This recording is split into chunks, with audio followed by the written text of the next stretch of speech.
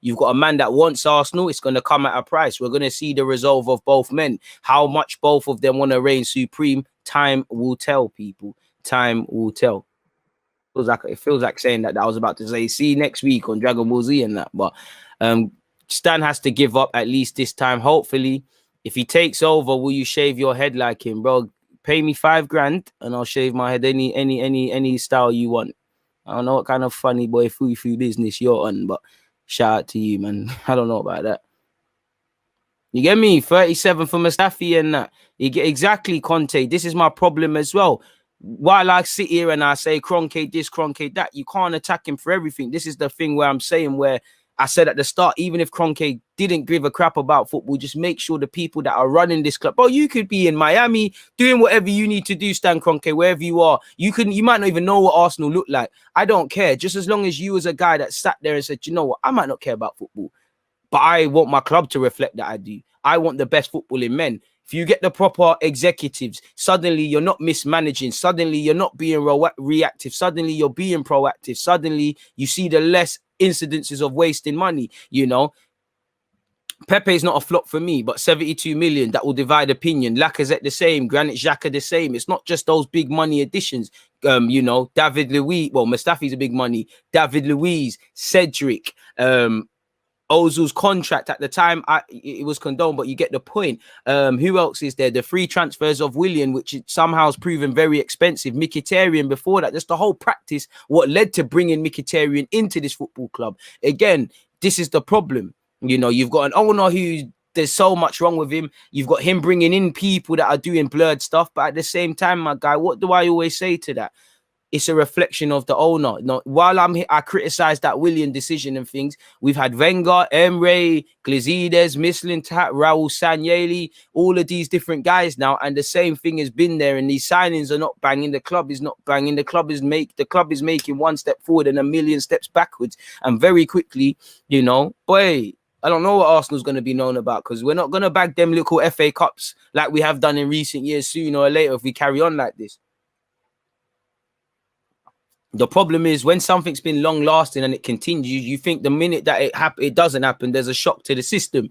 But Arsenal just use it as complacency. I take Ek over Dangote. Man like Dangote will just come over and do what Kroenke is doing. Don't trust that brother. Bro, he might not be, he might, or Ek might. We don't know these guys. You know, I'd rather Ek than Dangote purely because it just seems like Daniel is back in his chat. Like, he's saying he wants the club. I'm hearing about offers and that. Bar the clickbait, we've never heard he's put money on the table for Arsenal. We hear how he wants to buy Arsenal. He's this and that. It's what it is. Where's all this sentiment from Chambers coming from? I've always liked Chambers. I think Chambers is a calm squad player. But to play devil's advocate in a day and age where we need to make tough decisions, there's probably never been a better time to sell Chambers, you know? While he's a good squad player, arguably, if you bring in another right back, you've still got Cedric on paper, whether he's better than him or not. You should be able to cope with it. So, but I will say this is what fans do, my guy, in that, you know, our fans are weird. They'll beg for a man to stay, and then a year later I'll criticize them or say it's a terrible decision. You know, they were saying to keep Oba, now they're saying he wants to go. They're saying to sell Laka, now they're begging him to stay. You know, a lot of fans, and you're allowed to change your opinion. I'm not talking about logical stuff. I'm talking about fans that just live one week to a next. It comes from us not being proactive. Selling Chambers might be the right or wrong decision, but you know, that's the problem with me. If we claim to be self-financing, we have to make money, and sometimes money can fall out of nowhere. While I don't advocate selling Martin, there's just a principle in that the guy was on the cusp of the first team. He got a one little chance and he made 20 mil. You surely should be trying to do that with a couple of them. Like, I think we should keep Joe, but you know, if Joe doesn't start scoring next year or isn't playing like that, you know where fans are gonna go. They think he's a complete player now when he's not. Play people into the shop window. Suddenly, if you do that, like if you was to sell a Chambers, a El Nene, a Laka, you know, if you was to, you know, if Balogun didn't sign that new deal, but you tied him down and said, you know what, you're not going to make it here, suddenly you're looking after your club in the best way possible. You know, we need to do stuff like that. We need to control our own destiny. Pardon me. All I want is the club to be proactive for me. Let me make that a timestamp. All I want, hit the like button, guys, is the club to be more proactive across all areas. That's me. where we at in terms of likes. And these last couple of days, people, you lot have been really supporting me and really coming in heavy with the viewership and all those sort of things. I really appreciate it. So yeah, man, keep it up, people. Really, well, I guess it's down to me to just keep bringing content. But yeah, man, I appreciate where we at for likes now. Hit the target 228. Let's keep moving, people. Let's keep moving. We should have sold Maitland-Niles to Wolves again. That would have had you would have had to have had a plan, my bro, because you sell him. That would a normal person would say, you know what, you sell Maitland-Niles, put that towards a right back or put that towards at the time an hour or whatever. But again, you need to have a plan. You need to have a plan, man.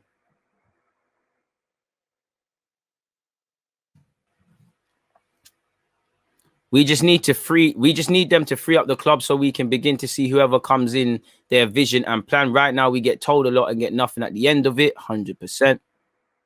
And this is it, South London. I just want an owner who puts the right people in the right places. He might not come in and say, I'm going to spend billions in transfers, but have a vision to have the best scouting possible.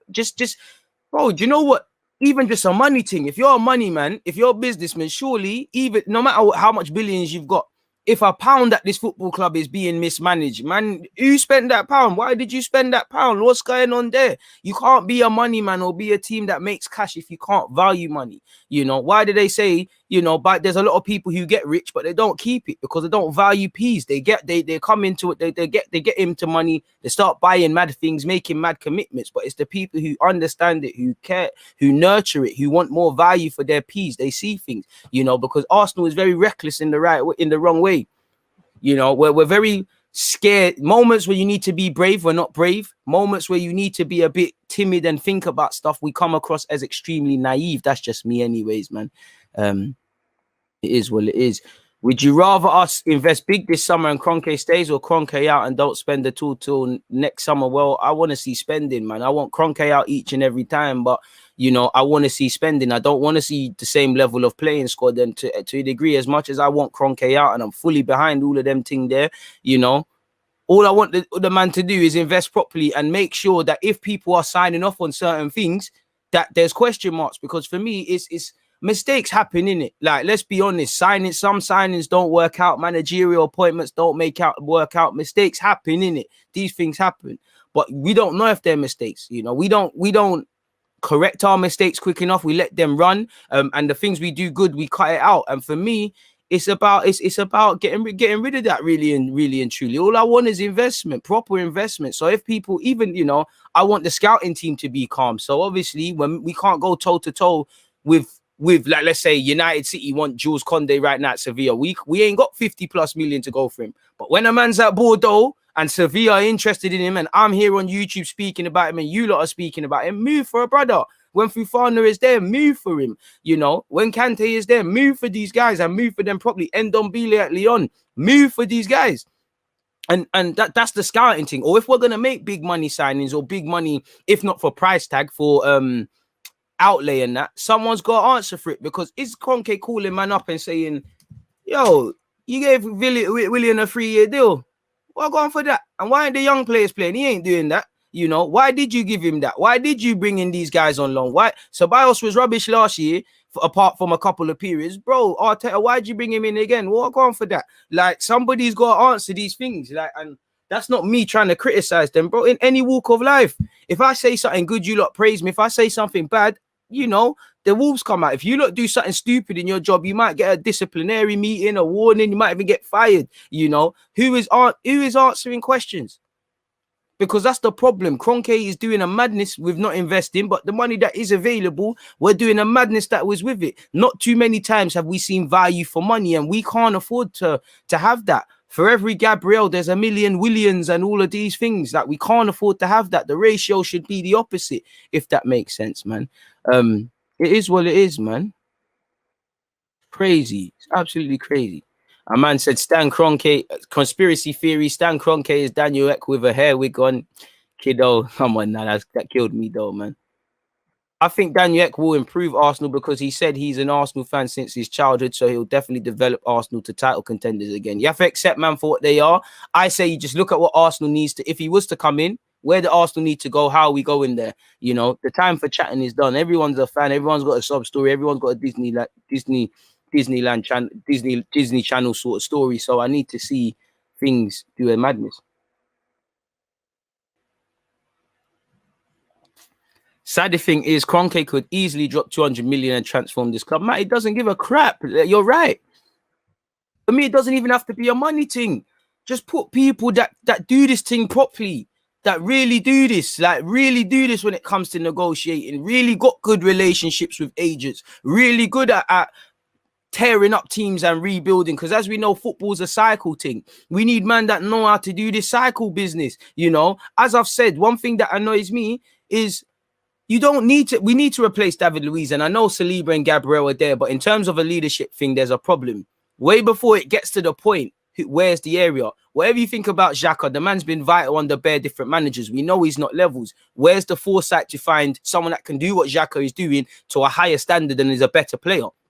Where is the guy that's coming in with Partey? You know, where are these things? You know, we're gonna. I know Aubameyang isn't scoring and it's being highlighted more, but we're gonna get into a day and age now where Aubameyang's gonna be 35 and we're gonna be like, oh, we need to sign a striker now. Where in reality, you know, you should be saying from the minute he signed the deal, yo, all right, Balogun and Martinelli, Tyrese John Jules, we're going to train them man there up. Whoever makes it. If not, cool. We see a next striker. We might not move for him this summer, but we're going to keep watching him because I feel that's what you got to do with strikers. You know, everyone looks for a ready-made striker. Sometimes you got to watch a man for a couple of years and watch him develop and then do your thing. So learning from hindsight, applying better foresight, just being proactive, man. Aston Villa, proactive. You know, they want to have a team with Buendia, Grealish, and whoever. They link with Ward-Prowse and that. Obviously, if Grealish is now sold, they've got 100 million and they've probably got other guys. Proactiveness in building a squad. Leicester, proactiveness. Wolves, you know, they've had a little Portuguese system going on. It didn't really work out this last season, but they've torn it up and they're trying to build up their own thing again. Do you get it? There's several. Liverpool, you know, Liverpool used to be joke men like us. You know, Liverpool used to bid more for a couple players like Alexis and we got them. You know, man, we're looking at Oxford like, what are you doing going there? You know, but in hindsight, he was told they're trying to do something by Klopp. And then, you know, I'm sure Liverpool fans, you know, they can criticize John Henry or whatever in it and say what they want is for them to say, but they all sung from the same hymn sheet from Klopp to above. And now look, and that's the frustrating thing with me. Norwich have just been promoted. They're better hustlers than us. Edu needs to go on loan to them and them man there need to teach him how to hustle. Because when he's saying we're selling, man, bro, you're not getting Buendia if you're not paying something dumb, you know, by his standards. You're not getting Jamal Lewis or Ben Godfrey or when the time comes, Cantwell and Aarons if you're not serious with what we're trying to offer you, you know. And I think that the gloves are off in the transfer window. It's never been a better time to be a selling club because it's not about ability, it's about hustling. How many times have you looked at a transfer fee and say, how have you done that? That's what it's about. It's about hustling. It's about jugging. It's about finessing. And we're not doing none of that. Like, we need to listen to some young scooter and do this thing properly. Like, we're not moving serious with it. Like, and then you can only get so far. And that's because you need hustlers. And then obviously everyone needs to be inspired, from the owners to the staff. Everyone needs to be inspired with what they're doing, you know. And that will happen if everyone sings from the same hymn sheet. We get top four, we do things with the squad, then, you know, we'll want to do it again and again and again and again. But boy, we'll have to see. Once again, all I want is the club to be proactive across all areas. That's all I want personally. As a Liverpool FC fan, I'm so sad at Arsenal, but good things will return, guys, because we are in the same situation in the beginning of 2010, 2015. Only after that are we now back to our best. But you had a manager that overperformed with a couple of duds. Wenger did that in short as well. But bro, we ain't got owners that care about this thing, man. You got owners that care, man. All right, Abdullah said, DG, bro. Sorry I'm late, man. Just came back from graduation, bro. Bro, don't apologize. You get here in your own time. I appreciate you. Yeah, man. Congrats on your graduation. You know, what uni course did you do? Hopefully you can get a grad job. Hopefully you found that already. Congrats on that on behalf of everybody, man. This is what I'm talking about. Greatness only. You know, again, you wanted to leave your own legacy in what you're doing. That's why you got a degree in that and you're going off to do things. Going back to this example, man, after in this club, they want to do legacy. In fact, our ground staff are amazing. So they're the best example, actually. The Arsenal ground staff, the man who cut up the grass, they want to be the best at their job. You know, I need to see, listen, I talk about the academy, and I actually don't include the academy because I think Mertesacker, them man there, some other unsung heroes are doing great things in the academy. But them man there are crippled. A lot of people, even at first team level, a lot of men are crippled because of the owner. Certain man, even Arteta and Edu, as much as I criticize them, and there's things they have to be accountable for, there's things they struggle because of the whole dynamic of this football club. And I feel sorry for them.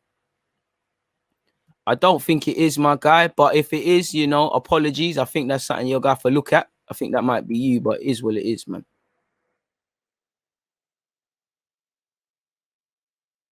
I think he could take us to the top, but we'll see, man.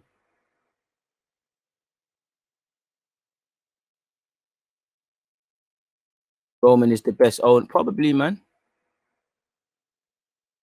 I don't think he owned the club, to my knowledge. Bro, there's been a million Williams. Wait, that rhymes. No, bro, how many has there been, man? The second lowest investment owner in the Premier League. You're expecting miracles if he now uses his own piece to buy players. A leopard never changes his spots. Anthony, spot on, 100%. And this is why I know a lot of people are, yeah, like, oh, you know what, especially in Josh, you know, Josh, you can't help who your father is, a lot of that. Even me, myself, kiddo, you're right. Tuchemani, Kunde, these men are there at Bordeaux. We're talking about them. But this is what I mean by Josh, in that Josh, I might be being harsh on him. You know, I think your dad's a bit shady in that he threw you and Vinay to the wolves, but at the same time, that's your dad, innit? Your dad who brought you into this world with your mum, or us fans and us as a club. You know who your allegiances are gonna lie, man.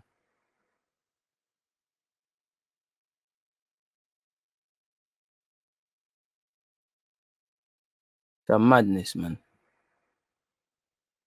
Who do you think is to blame for the bad use? Who do you think the blame for the bad use of money goes to? Well, Kroenke fundamentally, because it should be your money and it's your club. For me, once again, like I said, if a pound is spent and I'm not seeing it, what's going on there? And I just believe everyone performs better when you know, imagine you slap Arteta in a room.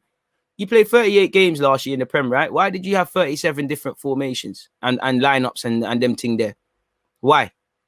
You know, you wanted William where we've got the young G's, or we could have done something else. Why? You know, Edu, why? You know, just sit man in the room and say why. Just like with the players, everyone, me in life, I do that. I ask myself why all the time.